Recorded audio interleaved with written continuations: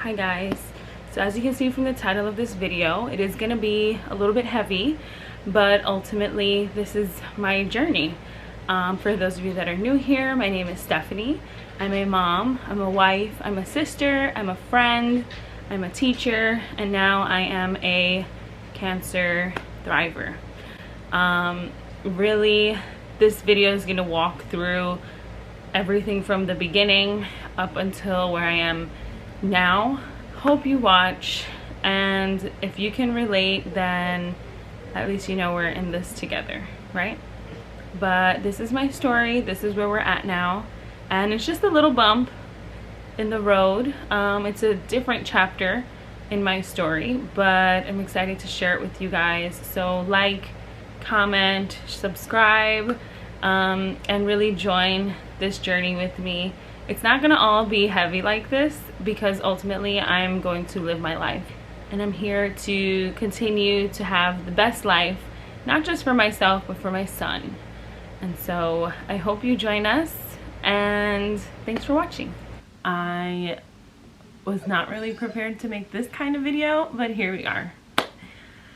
Any of the moms that have nursed before, or even just pumped, whatever your journey was, you know that you're constantly sort of like checking to see if there's milk, especially when you're in the shower. You start to check yourself, and it just became a habit for me. If I wasn't checking for a lump, I was always sort of feeling them, because sometimes they would feel heavy and it was like, okay, I have to pump or I have to nurse. I would also feel like it's a little bit hard because I haven't done that in a while. I have now not been pumping at all, I mean, for 6 months. So obviously everything feels different, right? It's not as heavy. It's much easier to shower now. And for some reason though, I have that habit of just still sort of like checking myself. And I noticed about a month ago now that I felt something, specifically on my right side. So at first I thought, okay, there's no milk, right? There's no way. Or could there be milk? Like, I just kept going back and forth between that and trying to figure that out. And finally I decided to like squeeze and see the way I would before, just sort of get some milk out, and I did. Some what I thought was milk came out, but it was very little. It was nothing crazy, and I was like, all right, cool, whatever. This is something that has happened since I stopped, since I was weaning from nursing, and so it wasn't really unusual for me, and I didn't put two and two together that like it's been months, and it probably shouldn't be happening. I don't know, maybe it does happen. That part I don't know. I can't tell you if it was milk or not at this point. So I was like, all right, cool, maybe that's just what it is. I moved on from it. And then I took a shower the next day, and you know, day by day I kept feeling it, and something just didn't feel right. And this is where it goes back to, you have to follow your gut. And I told my husband, I said, you know, I think I'm gonna go get it checked. Let's do it then, just book the appointment. So that's what I did. I called my OBGYN, because I do need a referral from my doctor to go get the mammogram, and she immediately sent it in. She let me know who she usually refers patients to, because I don't have a radiologist that is like a preference for me. And so she sent it all in. I made the appointment, and my appointment was scheduled for, I want to say like 3 days later. So I noticed it. I didn't do anything about it for about a week, and then after that week of me feeling uneasy about it, I called my OBGYN, I made an appointment, and again it was like 3-4 days after that. And I wasn't freaking out, I was just sort of like, all right, I gotta figure out what's going on here. But you do get a little uneasy, right? The fact that I'm 29 and I have to go get it checked out. So the day came and I went, and I think that's when I got nervous. Funny enough, I was more nervous about what it was gonna feel like, the pain of it, because I've heard so many things. I've heard people say it doesn't hurt, I've heard that it's uncomfortable, that it does hurt.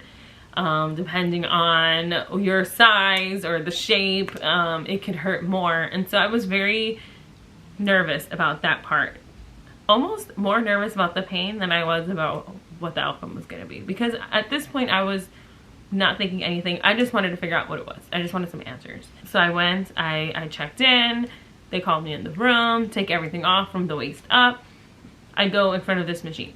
The nurse was amazing. She obviously knew that it was my first time. I'm not in that age range where they tell you to go get checked. And so she also knew that I was coming because I felt something. So it wasn't just a regular checkup. It was something might be weird. So let's get it checked. From there, she told me to go wait in the waiting room. So they have their outdoor waiting room, and then they have like one in the back. And I get called in for more scans. And they were like, we need to check you again. We need to check you for some more. So I go in there and they check me again. And then it's like, they need this angle and this angle. Okay, I go back.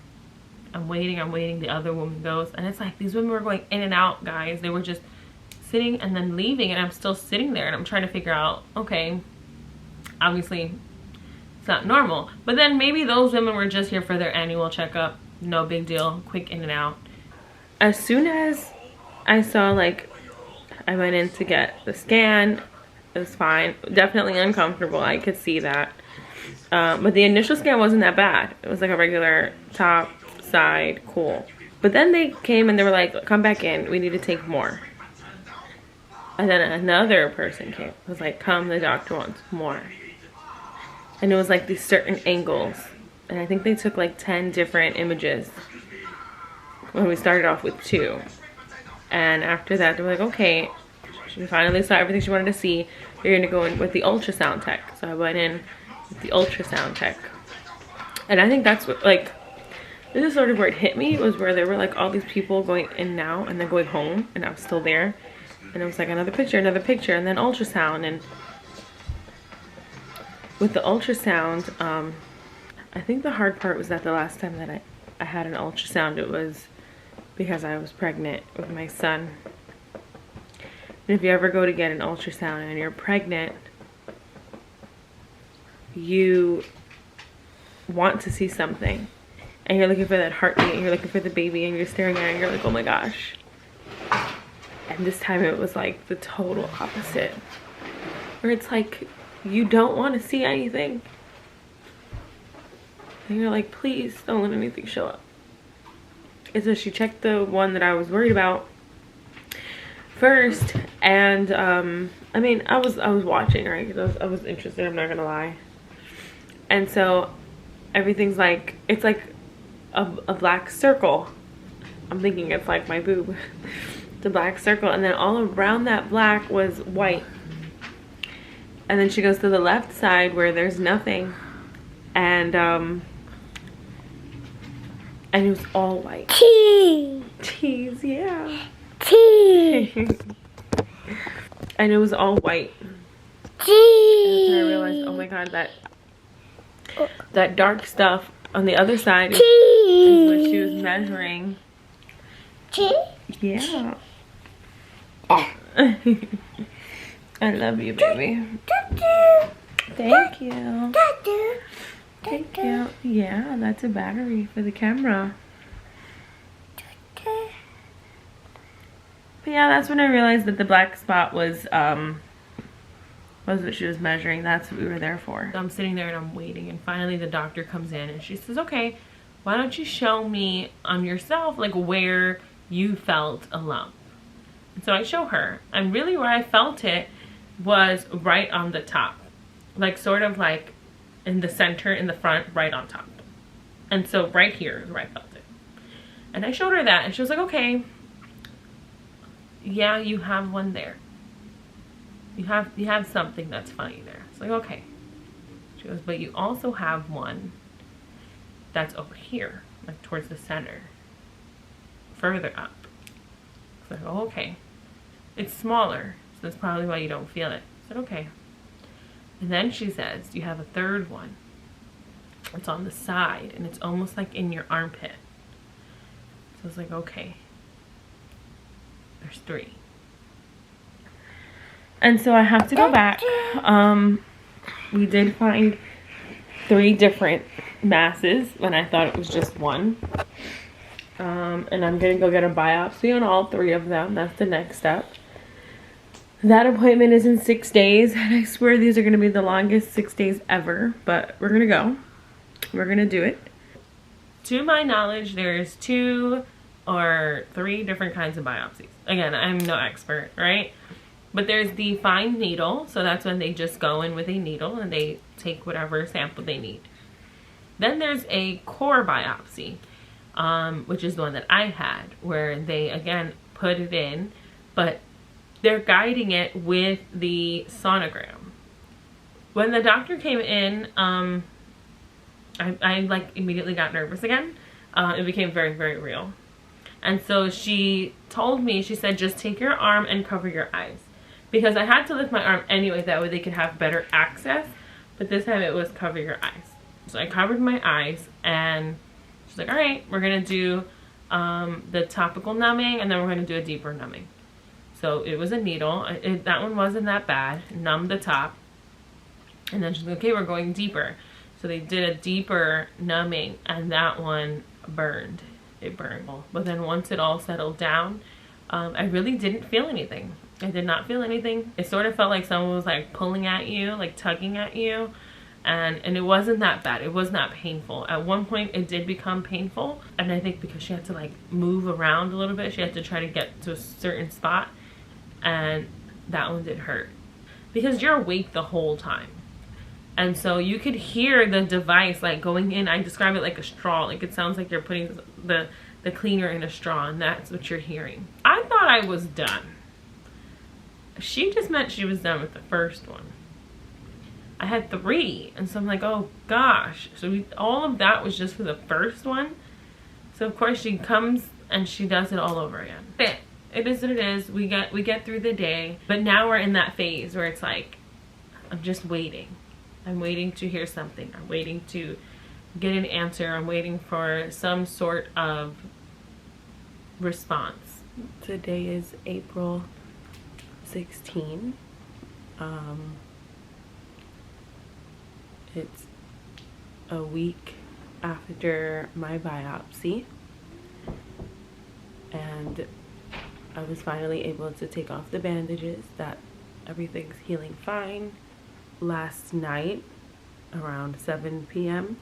the biopsy results were posted on my chart, and I opened it up simply because the amount of like pressure, the anxiety that you feel waiting for these results, something that is so bad, it's like nobody talks about it. I had very heavy postpartum anxiety, and it sort of felt like that, where I was just really stressed out, and so I was trying to distract myself with stuff. You know, I spent time with my husband this weekend. We went out. It was just like we needed to get out of the house. It basically explained to what I understand that the 2 tumors that I felt, well, the one that I felt and the one next to it, were cancer, and the one by my armpit has some dead cancer cells, and pretty much it just shows that it's starting to spread, and so it could possibly be stage 2. That's all I have right now. I'm pretty much waiting for my doctor to call me. Again, it's very early in the morning. It's 8 o'clock right now. My doctor has not called me yet, and simply put, I just couldn't sleep. I feel like I'm jumping to conclusions, and maybe it's normal, but I'm just thinking of like all the things that I wanted to do and can't do, but I can't think that way. I'm just gonna wait for my doctor to call me, explain it to me better, and then I will update you guys. But it's been a very real like 12 hours now.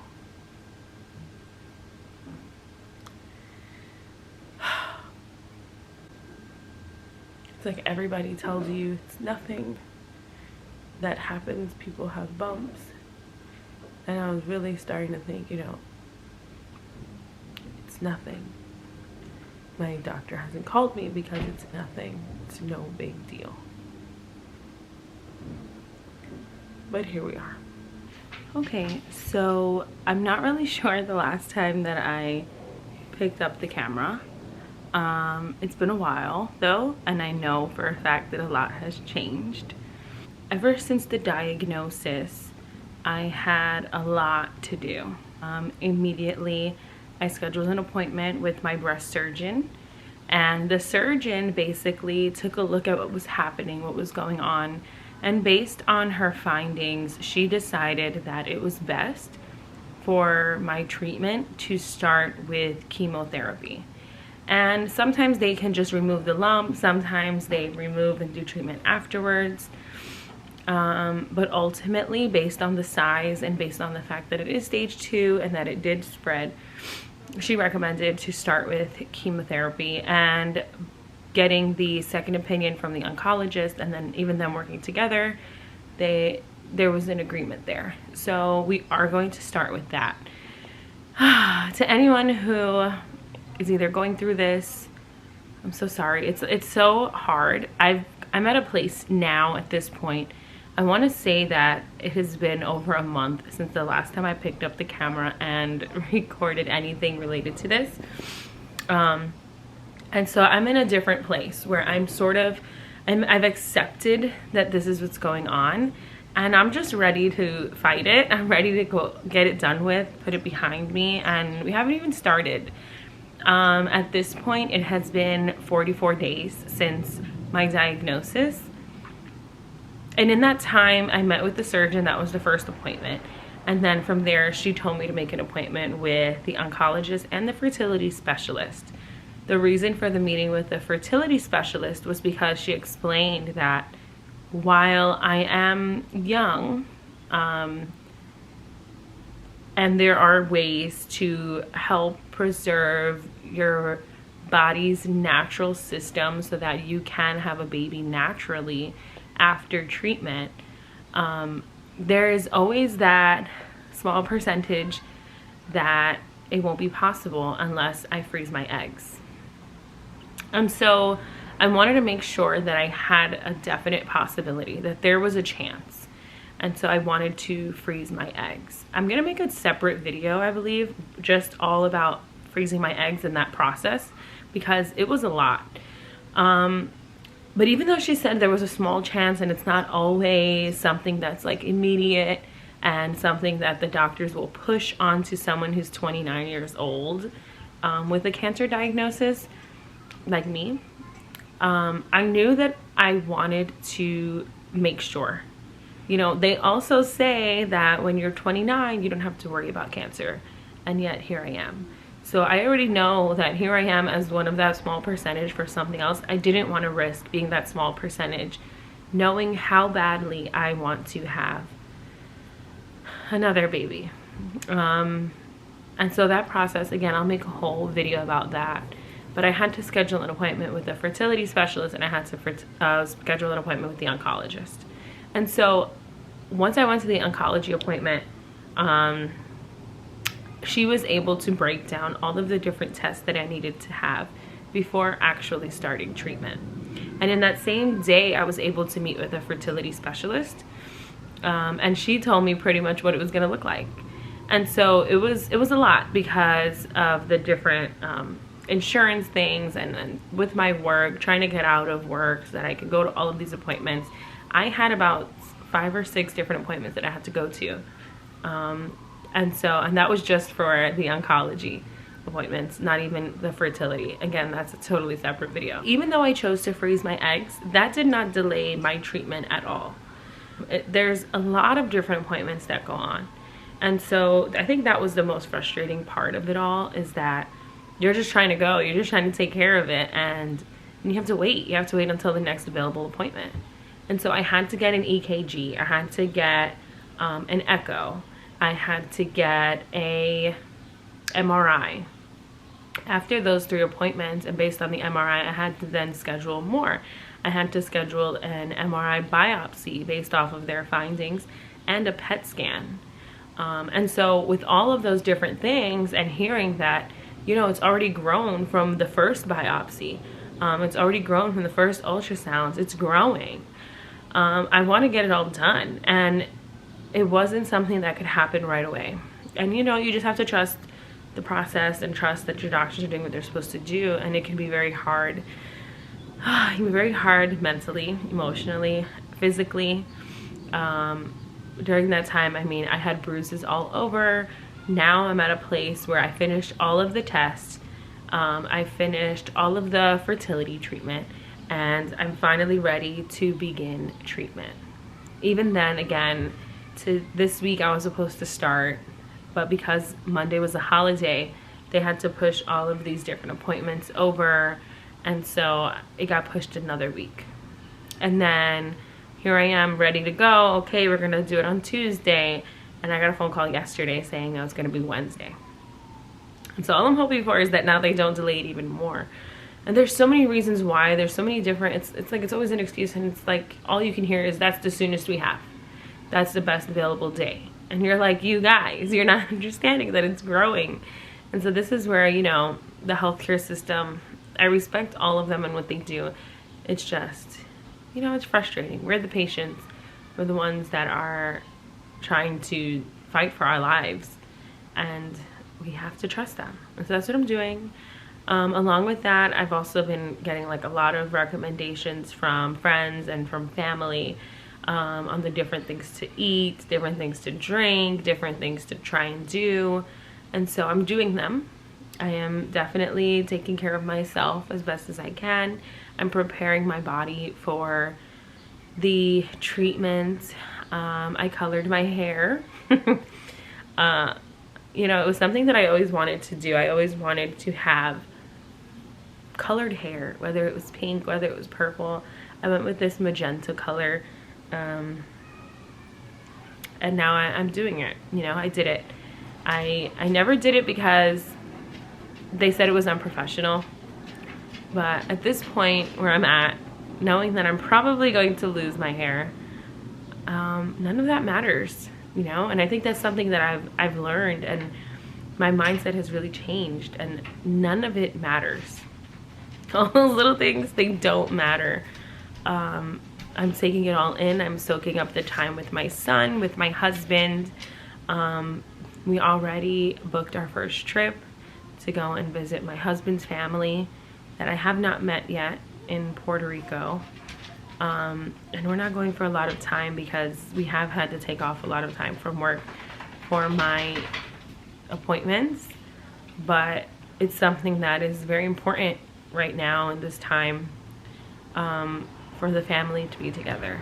It's finding those things that are most important to you now and noticing how that perspective changes. And so here we are.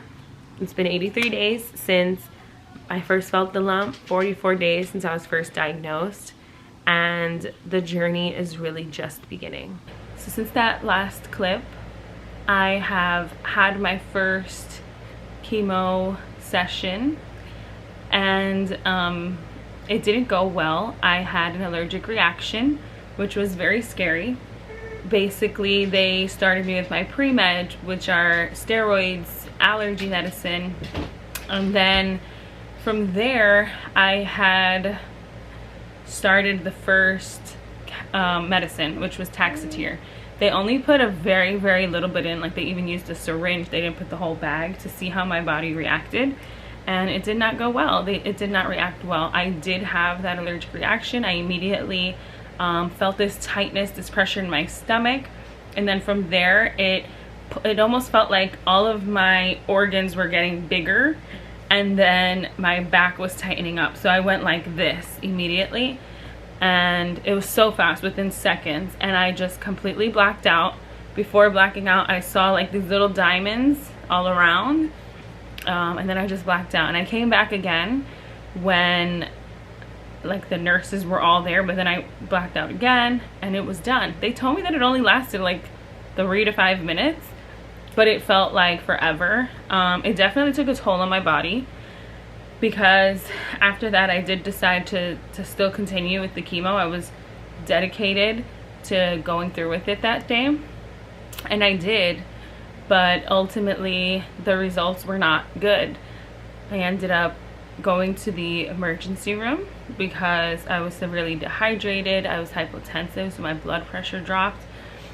And it was all my body reacting to everything that happened, to the shock that it went through from not only the allergic reaction, but as well as the actual chemotherapy itself.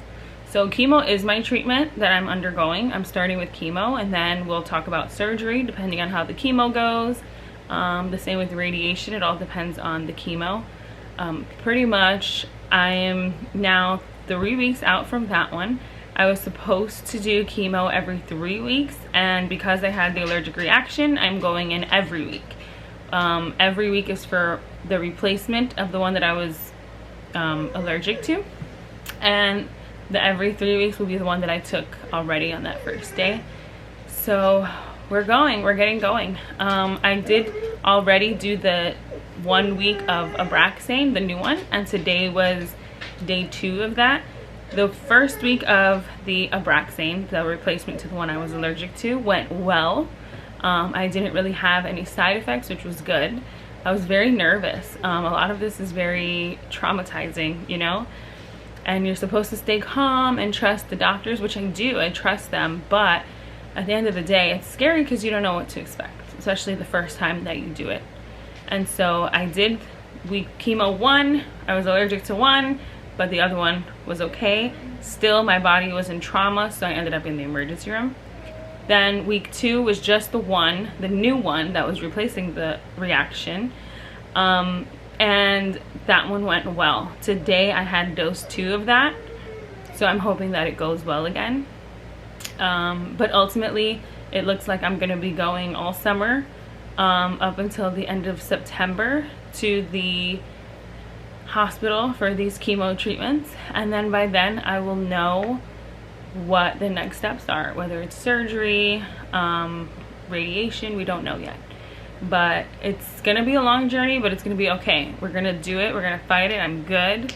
I know that a lot of my students were wondering, why are you out so much? Why are you know, not here every day? And I didn't tell them because I don't want them to worry. You know, cancer is something that you hear the word cancer, you get scared, and there's nothing to be scared of here. Like, we are taking care of it. Everything's gonna be good. So I hope they're not watching this, but if they are, I'm okay. Everything's okay, guys. I will see you in September, and I'll give you a big hug, but I'm gonna be okay. So I'm not worried. I trust everything that's going on. I have a beautiful support system, and we're gonna keep going. It did impact me a little bit financially, if I'm being very transparent here. So me and my family, you know, we're taking it easy this summer. Ultimately, you want to do those things, right? You want to say, I'm gonna do everything, but being a teacher, you only get a certain number of days off every year, and I pretty much used them up for appointments between freezing my eggs, and even before that, I was getting sick. Those were side effects that I didn't know. And so I did stay home those days that I was sick. I took off to get my biopsies, my mammograms. All of those tests really add up, and you get to 10 days very quickly. And then now when I'm going in for treatment again, I'm taking every week off. And so luckily, thank God, in a weird way, the timing was good. It worked out for me to where I can do it over the summer, and I won't lose as much of my pay anymore.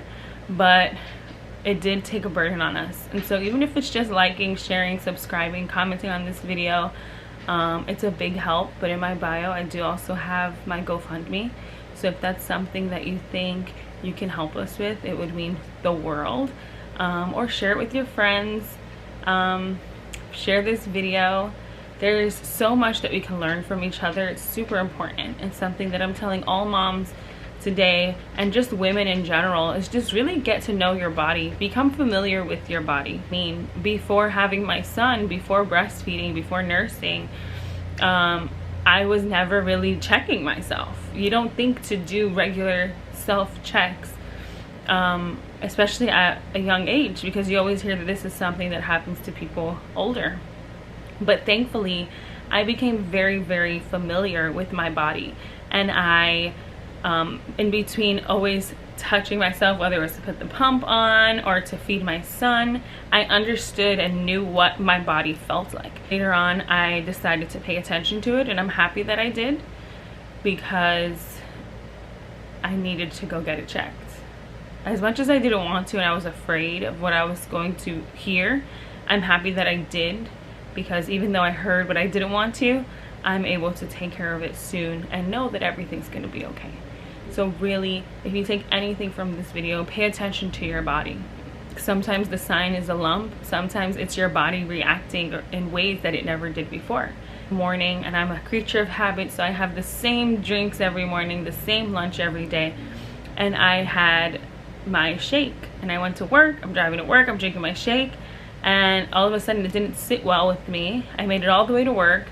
My co-teacher went down to get the kids, and I stayed upstairs because I was like, this isn't good. As soon as they came in, I left the room because I had to just let it all out, and I did. And it was so weird, and it was painful because I felt it was like coming from the pit of my stomach, and I couldn't hold down food. And that happened, it happened on a Tuesday, and then it happened again the next Tuesday, and I had again stayed home. I went to work and I went back home, and it was very eye-opening, because it's like, what did you eat? What did you do different? And I did nothing different. My body should not be doing that. And so that, in addition to then later on feeling the lump, I knew something was wrong. My body was letting me know that something was wrong. So really trust your gut, get to know your body, and just go get checked. You know, don't be afraid to ask your doctors questions about everything.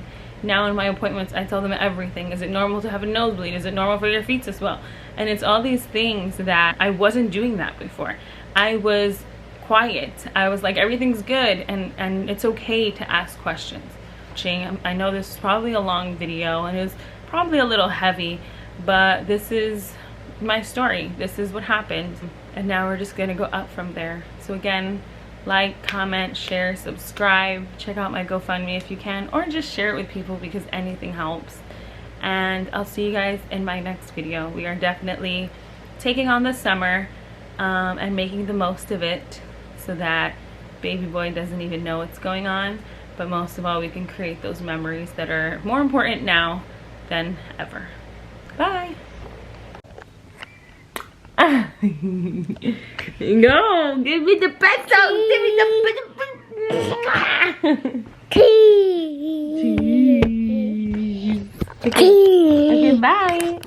Don't lick it now.